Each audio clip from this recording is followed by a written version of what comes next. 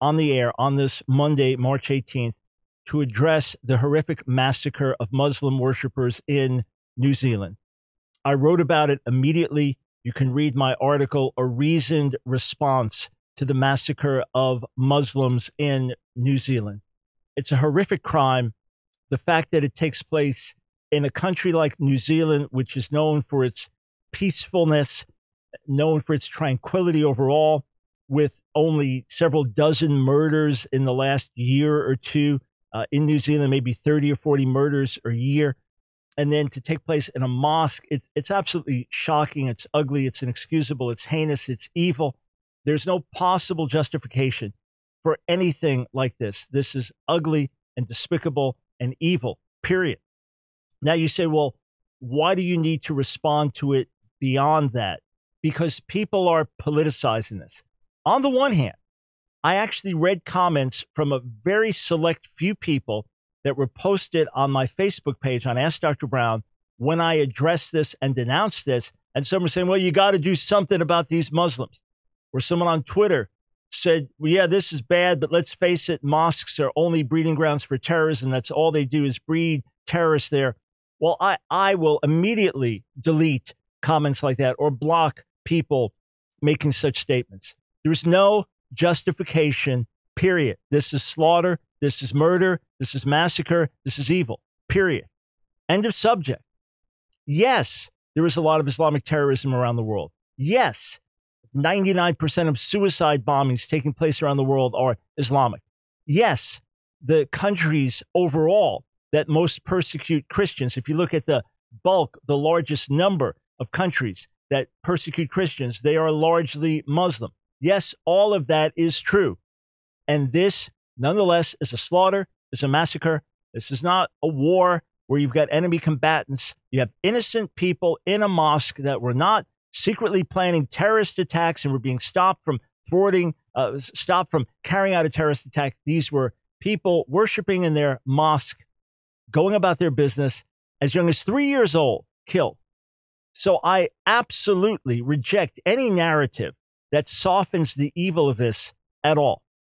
At the same time, I question how much the media as a whole cares about the slaughter of Muslims. Because the first moment I heard about this, I wondered, is this a Muslim? Why? Because the vast majority of Muslims being killed worldwide, I'm not talking about in the midst of say, a war with America or something like that in Afghanistan, but I'm talking about the vast majority of Muslims being killed on a daily basis worldwide are Muslims killing Muslims.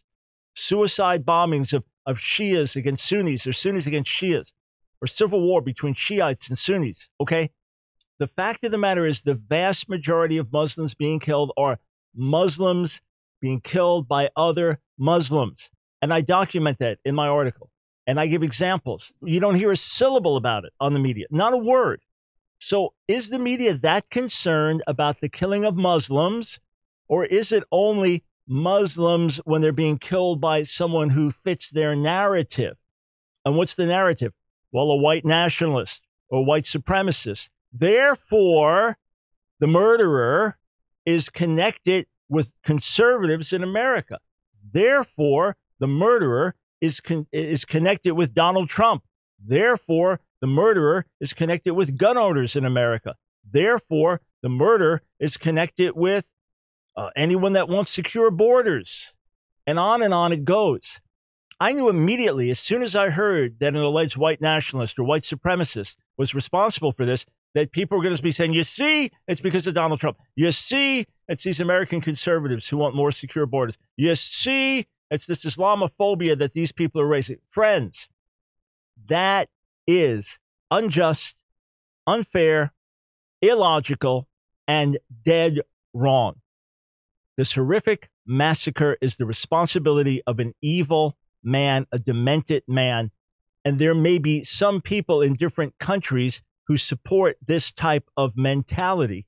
But the fact is, conservative Americans are not going around killing people in mosques. And conservative Americans are not rejoicing when they hear reports of the slaughter of Muslims in a mosque. That's not the way it works. And there's nothing that Donald Trump said that is going to directly contribute to this man doing what he did. In fact, if I'm correct in the manifesto, the guy wrote The killer, he doesn't like Donald Trump. In any case, let us not use the blood of these slaughtered people as some type of political football. Let's not use their blood to grease our political arguments and support our own ideologies. God forbid. This is a tragedy. And if we're going to be fair and right about this, where is this same media when it comes to denouncing the slaughter of innocent Christians at the hands of radical Muslims in Nigeria? Sometimes on a daily basis. In the last few days, well over 100 slaughtered. Where's the media's outrage over that? Where's even the media's reporting over it? The double standards are more than glaring. In fact, for the many liberals shouting in America, Black Lives Matter, why don't Black Lives matter when they're Black lives of Christians in Nigeria? Why? Well, why don't we talk about the blood of African Americans, and we should talk about that. We absolutely should talk about the blood of African Americans when an African American is slain simply for the color of his skin. But what about the blood of Africans being slain for no other reason except they're Christians? The hypocrisy, the double standard is more than glaring. Please, let's not politicize tragic events like this.